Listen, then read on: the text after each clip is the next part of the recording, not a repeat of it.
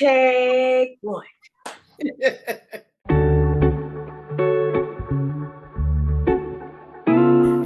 Welcome to Black in Business, where the possibilities are limitless. I'm your host, the Eunice.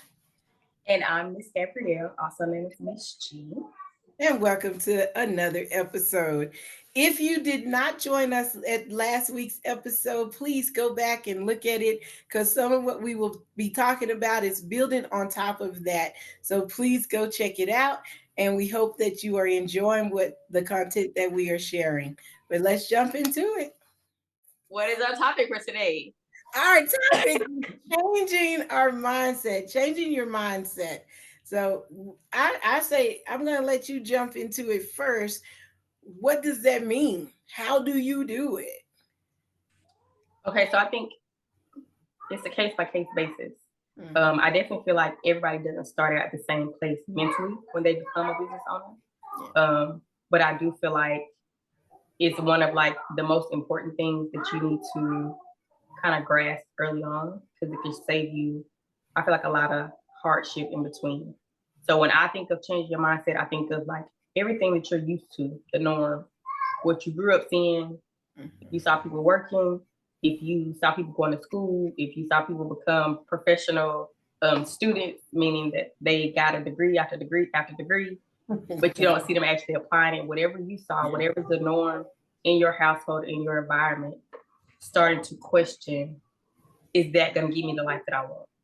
And if no is the answer, then you know you need to change your mindset. You have to develop different habits. You have to get around different people that live differently. You have to start to view the world differently than what you know. And I feel like that is often easier said than done, right? Because everyone's habits is what is your comfort zone. It's what you have become accustomed to functioning in. But I truly feel like all the decisions that you've made to date are the reason you are where you are. So if you're not living the life that you want to live, you have to change that. And that starts with your perspective, how you see things, how you do things. Yeah. What is your take on it? Well, I agree with what you were saying, and to I guess add on to that, for me, the catalyst of it was being unsatisfied or being unsatisfied with where I was. I I told you if you were here last week, I said mine started with a prayer, and so it was just like every night we were praying for the homeless, praying for the homeless, praying for people that don't have a home, and it was like a light bulb moment that was like, yeah, I'm one bad paycheck away from being homeless. I thank God we are settled, we have a home, but it was like living paycheck to paycheck, sometimes under paycheck to paycheck, and it was I think it was me getting uncomfortable with where I was. So for some, that first beginning is pressure. It is getting into a place where it no longer fits, or you no longer fit, or it's getting that uncomfortable. I'm gonna go scientific biology life cycle. When it's time for your baby to be born, and you start to get uncomfortable, and the baby is getting uncomfortable. I'm just saying, it's a change, it's a transformation. So for me and for some, it's just getting in a space where it's about to be a change because you're uncomfortable or no longer comfortable in the space you're in. And But let's even take it a step back because okay. I do feel like being uncomfortable is key. But you know how many people function in being uncomfortable and don't Mm-mm. realize it? Mm-mm. Excuse me. There are people that are very uncomfortable living paycheck to paycheck, but because that's what they saw their mom do, their grandparents do, they feel like that's the norm. So they Yeah. don't know that things can be different, right? You have some people that are so used to working a job and putting in all these long hours, and they've been conditioned to believe that's what adult life is like, that they don't realize they don't know their children, or their children don't respect them. They don't know their spouse. They're no longer connecting with their spouse because they're missing each other. There's so many people that don't even realize that. Excuse me. And although that it seems like, I feel like when you say it out loud, it makes sense. and you're like, wow, that is a lot of people's lives. There are so many people that legit are so used to the rat race and having the mindset of I have to go to work to make $1 and everything else has to come after that, that oftentimes they don't even realize the damage it has done until those kids are grown and now are voicing you were never there, or that spouse is gone and now saying I never saw you, we never went on date night, I felt like you didn't care anymore. And it's sad. Like, I feel like when I was in corporate America, I didn't think about how much of a rat race it was. Even though you hear that, like, that's something you learn to kind of dismiss because you hear it often. But I feel like while I was in it, I didn't see it as a rat race. It took for me getting outside of it and for the dynamic of my lifestyle to change, for it to really set in that had I continued on that path, the quality of life that I would have had would not have been what it is today. And I'm beyond thankful that I'm now, again, on the other side of that. And for the people that want to work, want to spend 80 hours somewhere, again, I'm not knocking you. Like, that is your business, live your best life. But I have 2 daughters, and I didn't want somebody else being the primary influence in their life, because I was always at work, because I was dedicating my time to a business that ultimately, when push come to shove, they was going to choose themselves over me. So why on earth would I choose them over my family? So for me, that was that uncomfortable spot of like, okay, once I have a family, do I still want to do this? Do I still want to give somebody else all my time, energy, and effort, and then go home and give my household the depleted version of me? I didn't want to. Oh, that's hard. Listen. Not the depleted version. That just hit me. I totally get that. That is, and we don't think about that. We think about, I'm a good provider. I'm providing this. I have this. I'm stable. I get all of that. But when you think about the depleted, that can preach. the depleted version of me. Yeah. So you don't want your family what's left over. That's tough. But if you spend all your time at a job, what's the alternative? You're already mentally and physically depleted, depending on what your job is. Yeah. The atmosphere that I came from, or the my background, I was mentally depleted, because working for 911, it's a mental game. Hearing the calls, reading the calls, having officers get into accidents or have to chase somebody and you don't know how it's going to end. So that's mentally between 8 and 12 hours that you're dealing with it. So by the time you get off, you just want to take a deep breath and relax. Have children. Listen, you can take that deep breath in the car, but when you get home, that's not how that's set up with children. It's like, what's the alternative? Be at a job where I'm mentally tired and drained, or if you are a firefighter, if you are a police officer, being in a job where you are physically drained. Construction, anything that requires physical exertion. Teaching. That's mental and physical. Yeah. So, emotional. Exactly. All of that is pulling at you for hours. And then you come home and you want to rest. And your spouse or your kids are like, oh, I missed you. I haven't seen you. What do you have left to give?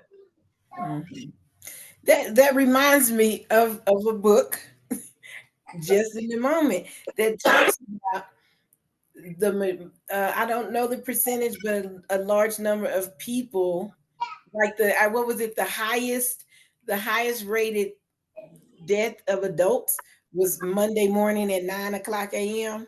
Wow. And I'm like, why? Wow. And it's because people are heading back into a job that they don't like, to do what they think is the status quo thing to do. And I didn't even know that. But that was just interesting. It's the stress. Yeah. Like people have become accustomed to the stress. And something I've heard for years, like stress being a silent killer, especially amongst Black women, historically, culturally, so many things have fallen in the laps of Black women, from the health of your household to the safety of your children, the safety of your spouse, the safety of your job, right? Your income, your well-being, your health, your kids' health, your spouse health. There's so many things that fall into our laps. And as the backbone of the family, you want to make sure everybody's okay. Yeah. Not even taking into account that that's causing you major stress. Like I tell my mom all the time, which shout out to my mama because I love her. I think she did amazing at raising me and my brother, and now she's raising my teenage sister, which she a different breed because she a different generation. So we're gonna see how that turn out. But she did amazing with me and my older brother. Yeah. She's a single parent. She had us young, but she defied all odds. Like from a teenage mom, and to raise two children who have families, who waited until we were married to have kids, who've never been to jail, who've never been strung out on drugs. Like she beat all the odds, because everyone wants you to believe that as a teenage mom, you're not mentally equipped to be a good mother. And to a certain degree, that's true, right? Because you're still a kid. So your brain can only fathom what you can fathom. But I definitely feel like, listen, she made it happen. She made it. And it took for me to become an adult and see friends that I have be single parents, for me to be able to realize these are things that my mama went through. These are things that my mama suffered through, right? These are hardships and obstacles that she had raising two kids. And it's really mind-blowing because, again, against all odds, she made so much possible, even though she hadn't seen it. And so I feel like she is the epitome of somebody who knew how to shift her perspective. But one thing I learned is that everyone is not capable. And so I've learned to give people grace, because some people can't see outside of their circumstances. And so even though it's possible for some, like I think you and I both, I feel like, are great at pivoting, right? But I've learned that everyone does not have that superpower. I'm gonna say there are some people that they can only see the circumstances that they're in, and they can't see outside of it. So they literally need somebody to be an example, so that they can say, oh, well, maybe I can do that too. But if they don't see the example, they don't think outside of it. Whereas people like us and like my mama, we create a way. Even if we ain't seen it, we're like, oh, it's possible. And I'm gonna figure out how to make it happen. And I feel like that, being able to, again, shift your perspective, being able to see outside of what's going on and focus on what you're trying to achieve or what the goal is. Listen, you'd be surprised at what you can accomplish. And I'm at a place now to where I truly feel like God is not going to give you an idea to teach you. If you can accomplish it. Now you're going to have to figure out how to accomplish it. Yeah. But if you had the thought, that's God letting you know you're capable. I like that. You got to figure out how to do it. Well, and that's what we're doing now. That's why the purpose of us having these conversations is bringing others along the journey, and hopefully helping them sooner. I would say even sooner than when I figured it out. But just being helpers one to another. Yeah. So what would be, we're talking about changing our mindsets. What are ways they can do it if they don't naturally understand that, oh, that thought or that idea is something that I can put into practice? What is the make sense step? Because for me, I was self-motivated. For me, it was being uncomfortable. And as you said, some people live in that, in that moment of being uncomfortable. That's what we call conditioning. They've been conditioned to exist and to survive in that moment, like survival mode. So what's a make sense step? I think a good step would be books. You've already mentioned, like, being able to learn things from certain books. There are plenty of books out there on entrepreneurship, business ownership. There are plenty of business owners who've written books about their experience. Oh yeah. Really what we're doing in a podcast form. There are people who have willingly shared their experience and the obstacles they've had to overcome. And I don't feel like everyone's journey looks the same. Mm-hmm. So I'm not saying that you should go find these books and try to imitate what they're saying. I think you should read these books and see where it applies in your life, what makes sense for your own journey, and really having the mindset of carving out your own path, because nobody's journey is identical. Listen, I have locks. If y'all can't tell, I have locks, and every head of locks is unique. Just like every head of hair is unique. Yes, I have that 4C.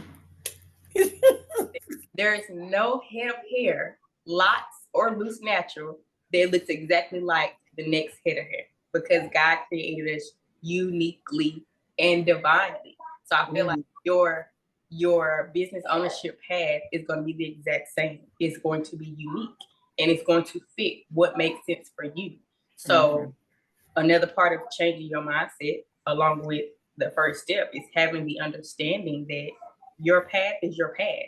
You can use other people's life and experiences as your example, but your path does not have to look like theirs. And there's no reason for you to try to imitate somebody else's path, because that's not meant to be your story. And I love a good book, but there are those who don't want to read a lot. Listen, there are alternatives. So if you don't like to read, we have audiobooks. Right. We have audiobooks. You can listen to a book. And I'm not that person. It don't get no more convenient than an audiobook. But I think another thing that I definitely want to highlight is, for all the people that's like, oh, I'm not really into reading, I don't want to listen to a book.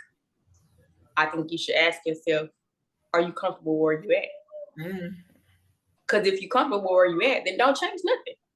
If you feel like the life you live in is as good as it get and you don't aspire to have anything more, don't change anything. However, if you're not satisfied, if you are struggling, or if you do feel like you're uncomfortable and you need something to change, you're going to have to develop some habits that you're not used to. And that's uncomfortable, but understand that's temporary. I feel like you can't have a testimony if you're not tested. She sure do feel that way. Listen, she tells that, she say that a couple of times every so often. Because in that test, you're going to learn so many things, which is what leads to your testimony. Yeah. So the things that make you uncomfortable, I feel like it's one of those things where you have to realize that being uncomfortable is not a bad thing. Because on the other side, something I always say, on the other side of every adversity is a victory. But you got to make it through the adversity first to claim that victory. So it's like, reading is not difficult. Listening to audios is not difficult, or listening to an audible book is not difficult. It's comfortable because that's not what you like to do.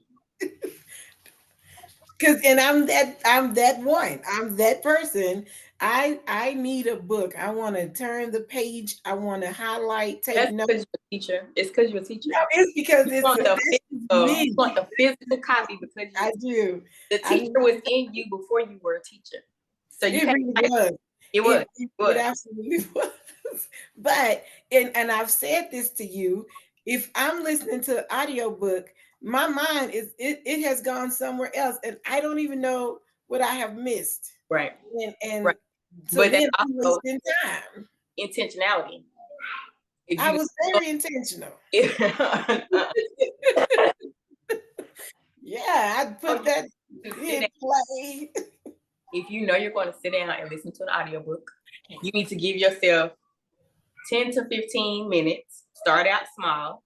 Even if you can start out with 5 minutes, to where you can basically build that muscle up. You start out small, dedicate 5 minutes, 10 minutes, 30 minutes, whatever is your starting point. But you need to block out everything. You need to not have any distractions. That means don't have your phone in front of you.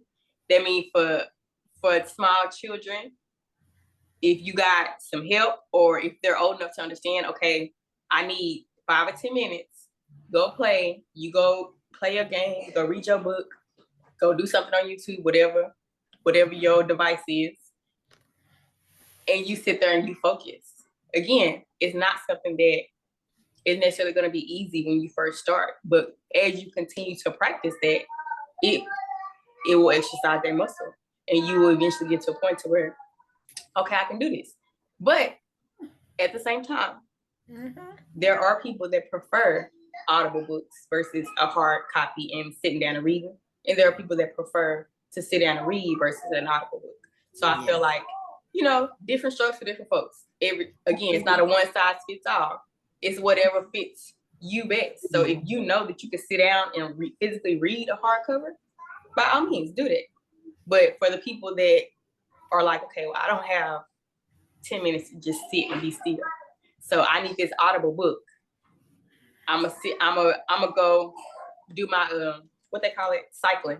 For people that have like stationary bikes, while I'm cycling, I'm gonna listen to an audible book, because you're doing 2 things at once.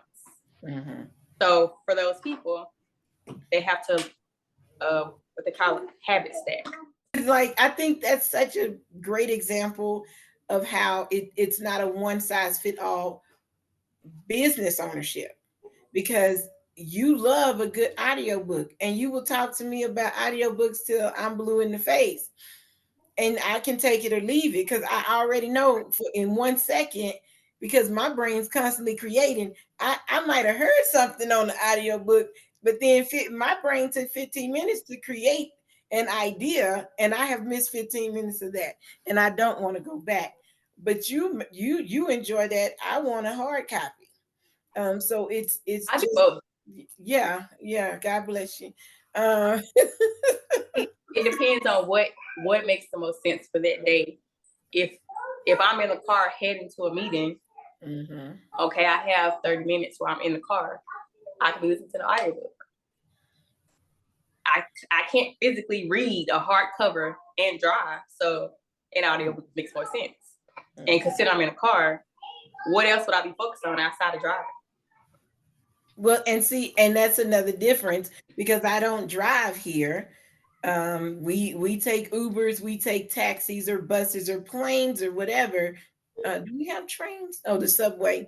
So I get to just sit down and enjoy that time. And I have a preteen who could, some days he want to talk, some days he don't. So in them some days he don't, he got his stuff and I got my book, or he had his book and I have my book, and we're enjoying being together, reading on that little subway ride or in that taxi ride. Well, see, you in South America, it's different. If you in an Uber ride, you need to be on your P's and Q's, because you got to make sure that driver is taking you to the right location, not trying to take you somewhere else. So listen, disclaimer. If you are outside and you in an Uber, listen, don't be reading no books while you in an Uber. Make sure that person is not trying to kidnap you, okay? Because today's time, check the doors. People crazy. Yeah. And they're trying to take you to unknown locations, trying to act like they lost. So don't you read no book in no Uber. Don't you go tell people that that's the advice that we gave. Yeah, y'all in a little bit different situation. Correct.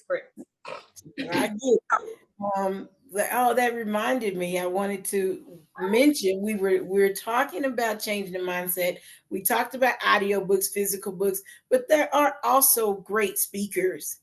There are great lecturers who are wanting and desiring to help people get where they are, or get through the journey easier with someone walking them through. So that's another way, is finding a good lecture or masterclass video or something. YouTube. Okay. Teacher, how do you find a good lecturer? You can Google search anything. Lectures on business ownership, lectures on Black business ownership. I can set up a meeting and have a luncheon and invite business owners. Like there's ways. And I am a true component of find as much free as you can, so there are videos, there are YouTube channels. There are Black women YouTube channels that talk about that. We are a Black YouTube channel that is talking about it. So don't stop at just books. Books, I'm a lover of books. There's the audio, there's the hard copies, but there are lectures. And I said this last week, and I'm going to reiterate it today. You may have one or two family members that are business owners. Talk to them. Tell them that you admire what they're doing. You want to step into that, and have some time with them. So it's a lot. I'm research. So just do some research. I know they don't know. I know they gonna learn. They will. They'll know soon enough, right? But yeah, do your research and see what's out there. Find people that's doing what you want to do. There are people that have a homeschool consulting business like I have, but I didn't let that stop me. I didn't go, oh, it's already been done. I'm gonna walk away. That's a great point, because there are so many people that feel like the market is oversaturated. Mm-hmm. And I remember hearing somebody say, but it's only one you, baby. Mm-hmm. And that's so true. Because regardless of what you have to offer, it's only one you. Mm-hmm. And just because somebody else is offering the same thing, they're not offering it the same way that you offer it. Now, if there's nothing that I am 10 toes down, solid on, is being me at all times. I'm my authentic self at all times. Yes. And I guess I kind of like sympathize with people that feel like, well, somebody else is offering this, so I shouldn't offer it. Because you just look at wherever you live, popular fast food chains. Mm-hmm. You often see a burger place across the street from a burger place, or a chicken place down the street from a chicken place. Mm-hmm. So if you think about it, again, from a business aspect, look at what you've seen growing up, and you never are going to see one thing on one corner, then you don't see something similar until you 10, 15 miles down the road, because that doesn't make sense. Everyone has their preference. So although they have the same product, so to speak, they each serve those products in a different way. Mm-hmm. They each use a different batter. They each use different ingredients, whatever the case is. And those customers that want to shop on corner A versus those customers that want to shop on corner B, they're not the same. Your mm-hmm. customer is going to be your customers. Your audience is going to be your audience. So operate in your 100% authentic self, mm-hmm. and know that those that are meant to be a part of your tribe, mm-hmm. and be a part of your clientele will be. Don't ever think that it's so oversaturated that you can't get clients. Mm-hmm. You can't get customers, because you absolutely can.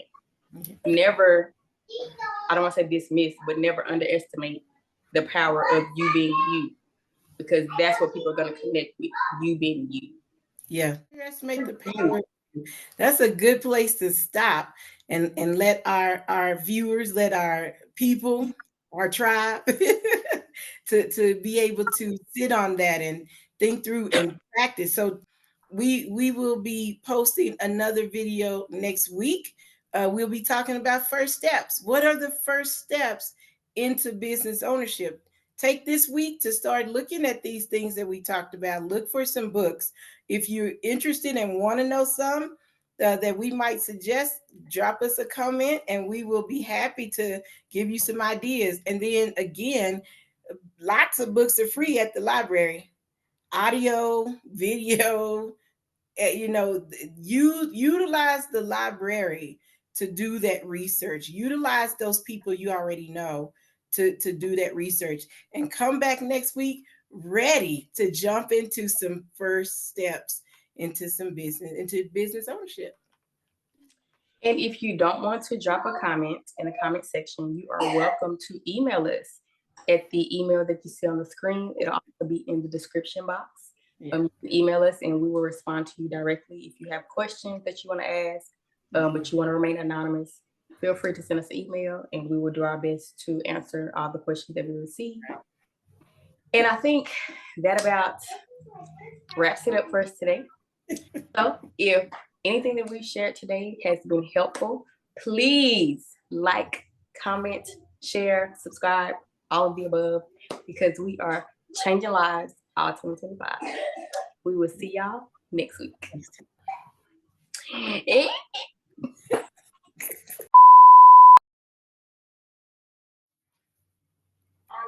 Why are you looking at me like? Because I have yeah.